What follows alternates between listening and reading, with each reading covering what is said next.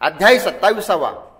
पंडित म्हणाले, स्वतः ठेवलेल्या सैन्यामुळे अजिंक्य अशा पन्हाळगडाहून तो राजा शिवाजी 600 पदातीसह न कळत निघून गेल्याचे योगमायेने मूढ झालेल्या जोहरास कसे समजले व आपल्या सेनेच्या बळावर त्याने कोणता प्रतिकार केला ते सर्व वीर शिवाजीच्या यशोरूपी क्षीरसागरात पोहणाऱ्या परमानंदा तो आम्हाला सांगावे.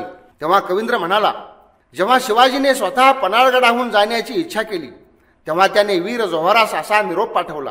शिवाजी म्हणाला, आदिलशहाने बोलावलेले व माझ्या अतिक्रमणामुळे रागावलेले मोगल माझा देश आक्रमू लागले आहेत, म्हणून त्यांच्याशी युद्ध करण्यासाठी आता मी येथून निघत आहे.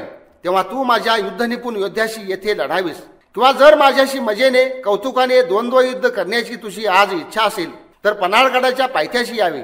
स्वतःची सैन्ये आम्हाला दुरून पाहत असता आपण दोघेही खड्ग घेऊन तेथे आनंदाने लढू.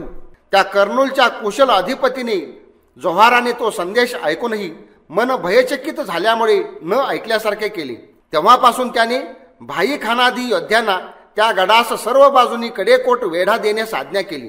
मुंगी सुद्धा न कळता बाहेर जाणार नाही किंवा आत येणार नाही अशा रीतीने जोहाराच्या सैनिकांनी तेथे वेढा दिला. त्या ठिकाणी वेढा देऊन बसलेल्या त्या शत्रू योद्ध्यांना जणू काय आंधळे करून शिवाजी शौर्याने तो वेढा फोडून गेला. नंतर त्याने खरोखर 7 प्रहरात 5 योजने म्हणजे 40 मैल मार्ग आक्रमून विशाळगड गाठला. ही बातमी जाणणाऱ्या हेरानी शिवाजी पन्हाळगडावरून निघून गेला असे जोहारास सांगितले.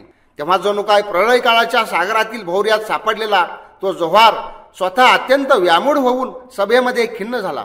अहो, या गडावर आम्ही कोंडलेला हा शत्रू आम्हास चकित करून आज येथून अकस्मात निघून गेला, यास काय म्हणावे? आता मी आदिलशाहस तोंड कसे दाखवू? यापुढे माझे जिने केवळ उपहासास कारणीभूत होय.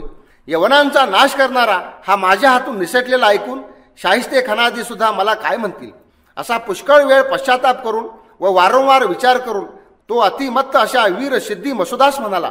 जोहार म्हणाला, थैलीतील रत्नाप्रमाणे आता हा शत्रू वेढ्यातून निसटल्यामुळे माझ्या मनास कितीतरी यातना दुःख होत आहे. आम्ही सगळे पाहत असताना जो आज आमच्या हातातून निसटला त्याचा हे महाबाहू मसुदा शीघ्र पाठलाग कर. आपल्या दुसऱ्या कार्यामध्ये व्यग्र असलेला तो शिवाजी विशाळ गडावर फार वेळ राहणार नाहीच, म्हणून तू तोरा कर. याप्रमाणे त्याने आज्ञा केल्यावर तो शौर्य कर्मामध्ये असामान्य मसूद मोठ्या सेनेसह त्या शत्रूचा पाठलाग करू लागला. चिखलाळ मार्गात त्याचे घोडे गुडघ्यापर्यंत रुतले व पदाती सुद्धा दाट शेवाळ्यामध्ये पडली. मसूद आलेला ऐकून त्या गडावर राहणारा पराक्रमी शिवाजी राजा लढण्यास चांगला सिद्ध झाला. पल्ली वनाचा म्हणजे पालीचा राजा वीर जशवंतराव, श्रंगारपूरचा राजा प्रतापी सूर्याजीराव आणि दुसरेही सामंत त्या गडास वेढण्याच्या कामी त्या दुरात्म्या दुष्ट जोहाराने पूर्वीच नेमले होते. ते वारंवार लढत असताही पदोपदी पराभूत झाल्यामुळे गडावर चढणाऱ्या शिवाजीस अडवू शकले नाहीत.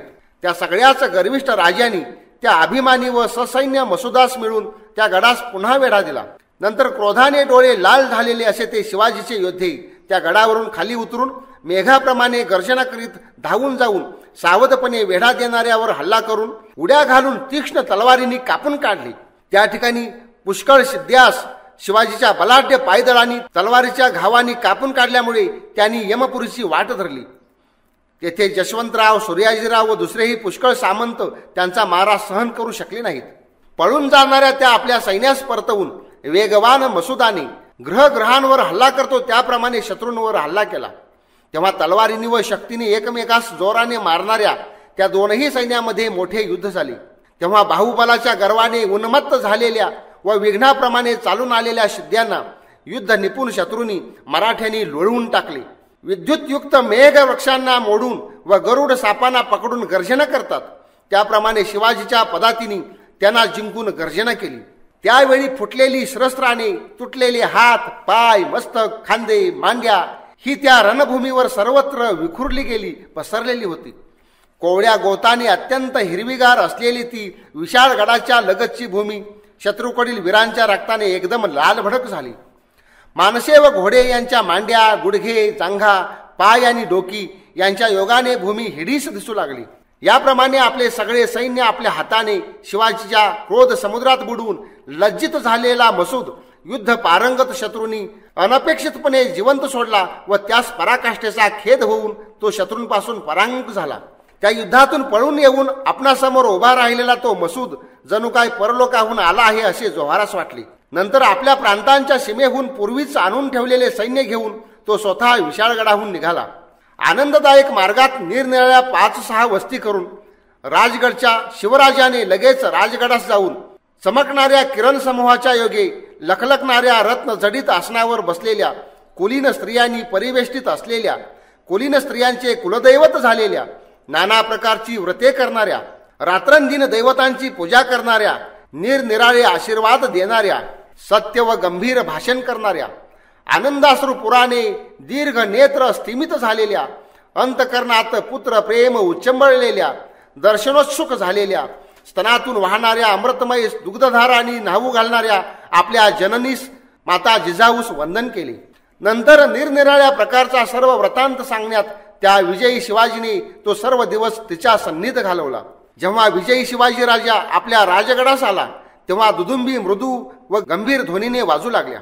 तेथील शिद्यांच्या सैन्याचा आपल्या बाहुबलाने तत्काळ पराभव करून शिवाजी राजा पन्हाळगडाहून आपल्या राजधानीस राजगडास आला तेव्हा सगळे सैन्य बरोबर असून व निरनिराळ्या प्रयत्नांमध्ये ते व्यग्र असून सुद्धा दिल्लीपतीच्या मामास शाहिस्तेखानास आपला इष्ट हेतू सिद्धीस जातो की नाही याविषयी संशय उत्पन्न झाला. या ठिकाणी 27वा अध्याय समाप्त झाला.